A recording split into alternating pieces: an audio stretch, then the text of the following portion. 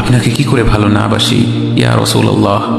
যখন আপনি আমাকে ভালোবেসেছেন সেই 1400 বছর আগে, যখন আপনি আমাকে মিস করতেন, আশা করতেন যেন আমার সাথে দেখা করতে পারেন, অথচ তখনও আমি জন্মই হইনি।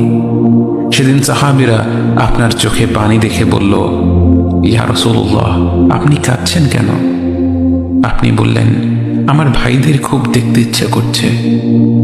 সাহাবীরা বললেন, আমরা কি আপনার ভাই নই ইয়া রাসূলুল্লাহ? আপনি বললেন, না, তোমরা আমার সাহাবী।